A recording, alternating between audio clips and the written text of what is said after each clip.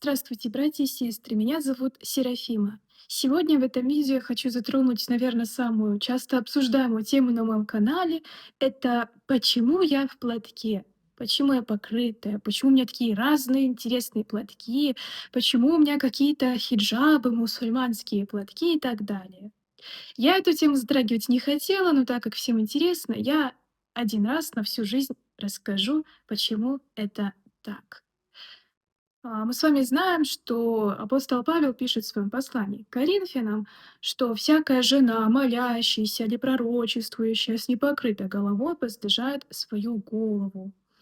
На самом деле эти слова действительно имеют цену. То есть реально жена, то есть женщина обозначает, не обязательно замужняя, должна молиться, пророчествовать только с покрытой головой, в знак власти над ней мужа, если она замужняя, и если не замужняя, то в знак власти над нею ангелов Божьих, так как жена создана после мужчины, и она является ему помощницей и знак власти. Мужчина над ней, она покрывает свою голову.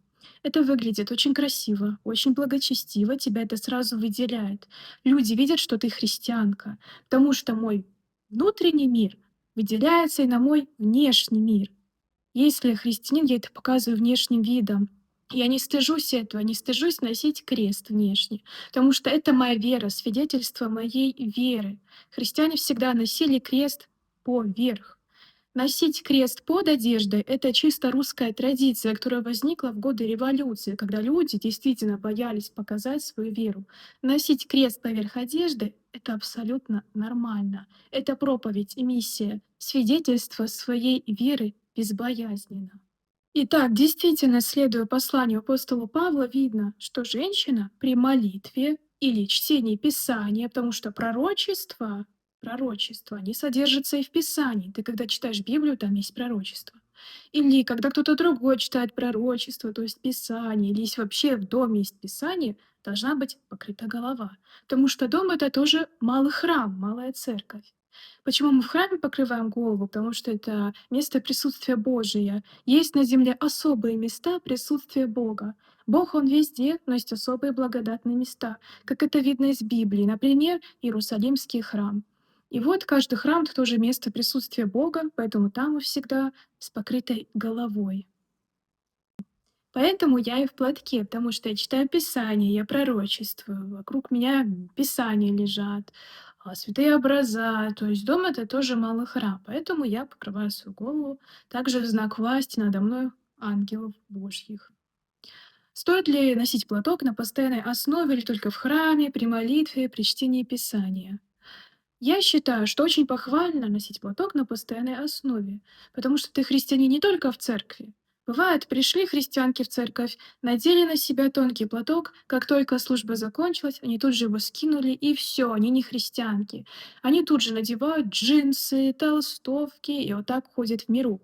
И ты смотришь на такую девушку и думаешь, я бы никогда не подумал, что она православная, потому что не видно, где она православная. Она носит штаны, что изначально подразумевалось как все-таки мужская одежда. Часто они почему-то обтягивающие эти штаны, открытая одежда. То есть это не очень соответствует христианскому благочестию, которое все-таки подразумевает закрытую одежду, женственную одежду, то есть платья, юбки, которые очень красивые, они очень красят женщину. Женщина сразу становится похожей на женщину. Это очень красиво и благочестиво носить платья, юбки. И очень будет хорошо к этому образу наконец-таки подобрать платок. Это хорошо. Видно, что ты христианка. Ты этим видом проповедуешь Христа.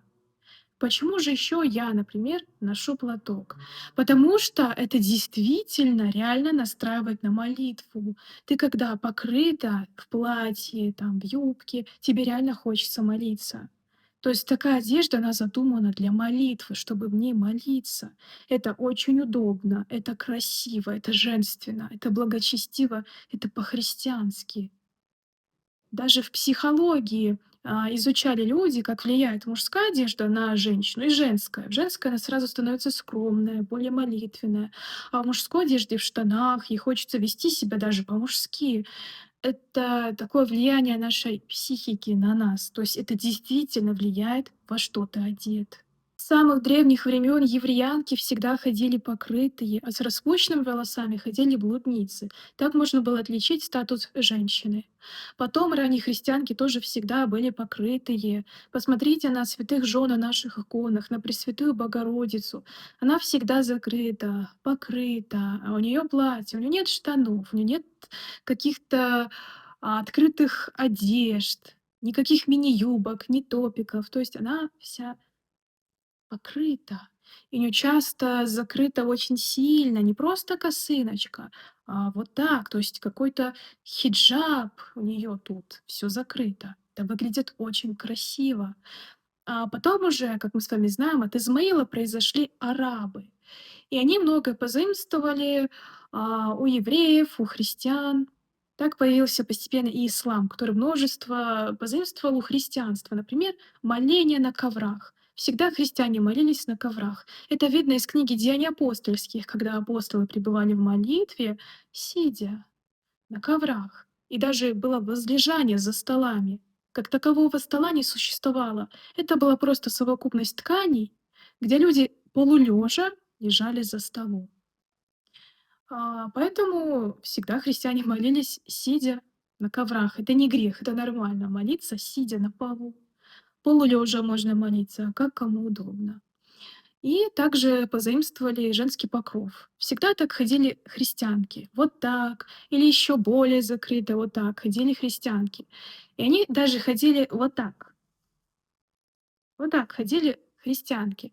Закрывали свои лица, свои головы покрывали. То есть это было нормально. Это христианская одежда. И на Древней Руси у нас всегда в храмах закалывали платок вот так, под подбородком. Не было завязывания на узел, как сейчас часто делают. Платок вот так закалывали на булавку, вот, и вот так вот ходили.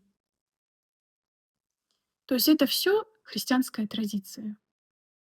Такой платок, как хиджаб, не имеет никакого отношения на самом деле к исламу. О нем нигде не написано в Коране, то есть нет. Хиджаб — это восточная одежда, восточный покров. Вот так ходили евреянки, христианки. Это нормально. Ничего такого, эта ткань не имеет религии, это просто тряпка.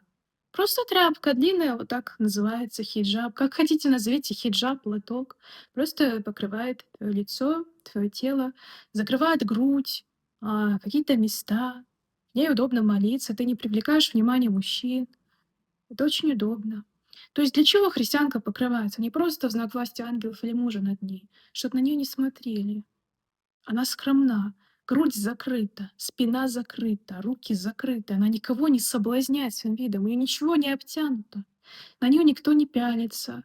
Она может спокойно молиться. Она посвящена Богу. Она чиста.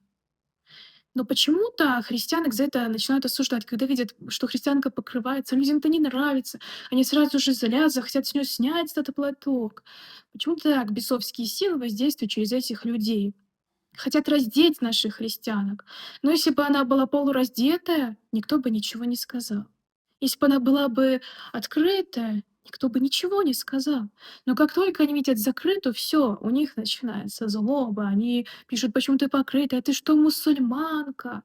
Но вы же видите, что я православная христианка, Серафима, у меня здесь стоят иконы. Я тот, как я о себе говорю. И если я свидетельствую, что я православный христианин, то я православный христианин. А называть меня мусульманкой — это клевета, смертный грех вообще-то. Я христианин, значит, я христианин. Я не говорю, что я мусульманка. Я христианка православная». Поэтому очень странно, что люди такое пишут и задают такие вопросы. С Древней Руси женщины покрывались полностью, у них был виден только один глаз. Действительно, было такое в истории. Ссылки на эти статьи я оставлю в описании под своим видео, вы сможете все это посмотреть, прочитать. С древних времен женщины всегда покрывались вуалью, платком, то есть это все идет от самого начала, в разных народностях, в разных культурах, и на Западе, и на Востоке. Всегда женщина прикрывала лицо, голову свою, это было нормально, знаком благочестия. Так ходили придворные дамы и принцессы, закрытые. То есть они так показывали, что они не блудницы, а блудницы ходили открыто. Блуднице даже запрещено было закрыться. Если она закрывалась, ее могли побить или убить, потому что это было не по ее статусу так одеваться. Поэтому хиджаб-то не мусульманская одежда, это просто восточная одежда. Также ходят христианки, например, в Египте, арабские христианки. Вы можете найти такие фотографии, где как бы мусульманка, у нее тут все закрыто, но у нее крестик, у нее икона. То есть она православная, она одевается так, потому что у арабов традиционная одежда, то есть народная одежда, там по-другому не ходят. И в этом нет ничего такого. Потому что так всегда ходили христианки, евреянки. И об этом пишут святые отцы, что нужно так именно ходить. Например, святитель Иоанн Златоуст, толкуя слова апостола Павла о покрытии, он пишет, что, заметьте, написано не накрываться, а покрываться, то есть закрыть себя всю со всех сторон. Почему апостол Павел использует именно слово покрытие, а не накрытие? Потому что именно это имеется в виду. Не просто на себя сверху что-то накинуть, но закрыться полностью.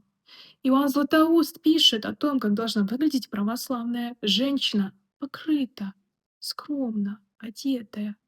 Об этом также и пишет отец, учитель церкви Климент Александрийский. Он в нашей церкви не является святым, но он действительно носит статус учителя церкви. У него есть целый труд, который называется «Педагог», где он описывает, как должны выглядеть и вести себя православные христиане. И он там пишет, что атаманские женщины, то есть, других религий, да, в том числе мусульмане, можно сейчас так сказать, на страшном суде судят вас, христианки, за то, что они, не зная истины, покрывались. Они ходили закрытые, несмотря на то, что не верили в Иисуса Христа. И они на суде вас, христианок, осудят за то, что вы ходили распущенные, открытые. То есть они выше вас стоят, эти женщины, пишет Климент Александрийский. Он также пишет, что христианка должна быть покрытая, и она должна закрывать и лицо свое тоже.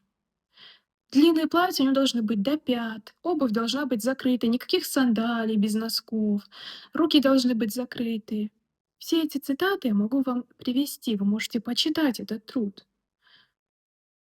Также об этом часто пишет святой Авва Никодим Святогорец. У него есть труд о благонравии христиан. Почитайте, там написано, как вообще должен вести себя христианин, как он должен одеваться, себя вести, то есть там от внешнего до внутреннего вплоть. И он пишет, что христианка во время чтения Библии должна покрывать голову, даже если она не замужняя, даже если она девственница, для ангелов. Она должна всегда быть покрыта, он пишет. Она должна носить длинные платья в пол. И она, главное, он пишет, должна закрывать лицо свое. То есть он пишет, что она должна стыдиться мужчин, закрываться полностью, даже лицо. Представляете? Он пишет, что это и есть благочестие христианства. Как пишет и Климент Александрийский, красивая у меня рука, но на нее никто не должен смотреть, то есть она закрыта. Красивая нога, но я ей не соблазняю никого, я ее закрываю. Красивое лицо, но только для моего мужа. Представляете, что он пишет? Ты должна быть полностью закрыта и открываться только своему мужу, который имеет право реально на тебя смотреть. Не другие мужчины, которых ты соблазняешь, а горе тому, через кого соблазн приходит. Мужчина сам тоже грешит, но если и ты в этом согрешила вся открытая, то и ты тоже виновата. Но у нас в православии настоящее гонение. Если видят, что женщина в храме закрыла волосы, что она покрыта, все, ее обвиняют почему-то в исламе и выгоняют. Это безумие. Безумие гнать женщину за то, что она одевается как христианка, как вообще-то положено от начала. Вот так одеваться закрыто. Это нормально. Это по-христиански. Так пишут святые отцы. Мы с вами знаем из Библии, что боговидец Моисей, когда общался с Богом, он закрыл свое лицо тканью. Почему? Потому что он не хотел никому показывать вот это благодатное свое состояние. Он хотел оставить богообщение внутри себя, не делиться с ним ни с кем. Это его личное пространство. И женщина, когда она молится, она действительно хочет закрыться.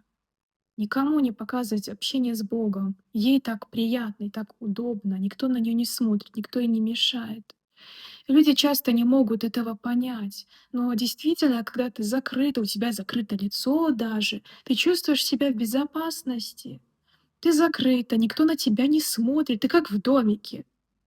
Ты под прикрытием, ты спокойно молишься вот в этом виде Богу, и никто не вторгается в твое личное пространство общения с Богом, никто. Оттого и древние подвижники, они прятались в пещерах, в горах, в вертепах, чтобы их никто не видел. Они не хотели делиться вот этим светом внутри себя с кем-то, они хотели спрятаться, закрыться, никому себя не показывать. И это нормально, так ходить. Ты скрываешь себя от соблазнов, никто не смотрит на тебя. Ты открываешься только своему мужу. Почему это не прекрасно звучит? Почему это не звучит высоко? Почему христианки так не делают? Почему они ходят раздеты, они не соблюдают это все? Но сейчас соблюдают это только мусульманки. И люди нас осуждают, якобы мы проповедуем ислам, но ничего такого. Мы просто хотим соблюдать эти традиции. Мы просто хотим выглядеть по-христиански. Я никому это не навязываю как догмат, что если ты не покрыла свое лицо, то ты попадешь в ад. Нет. Но если ты действительно кого-то соблазняешь своими открытыми волосами, то это твоя вина. Почему бы не ходить покрыто? Разве это некрасиво? Разве это не благочестиво? Я думаю, что это очень хорошо.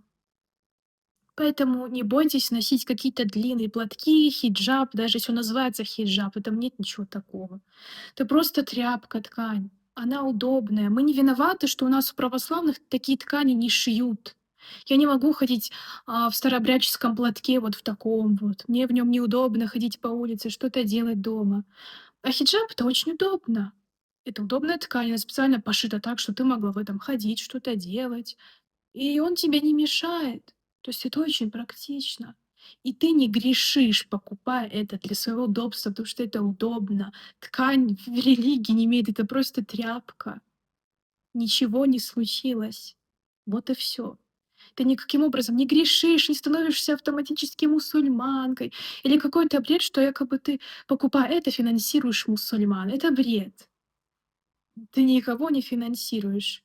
Если ты покупаешь что-то в интернете, эти деньги идут в основном китайцам, вот, в эти магазины, где точно не мусульмане это продают. Вот и все. В этом нет греха. Вы должны бояться не вот этого, а грешить по-настоящему. Осуждение, гнев — это грех. А покрыться нормально по-христиански — это не грех. Вот и все. Так что спасибо вам за просмотр этого видео. Я об этом рассказала так более кратко, можно рассказывать об этом еще более подробно. Я просто оставлю вам ссылки на святых отцов. Я не призываю вас ни к чему ходить с покрытыми лицами там или что-то еще. Я просто отвечаю на ваш вопрос, почему я так делаю, и даю ссылки. Вот и все. Будьте скромны, одевайтесь скромно, молитесь Богу и будьте здоровы. Спаси всех Христос.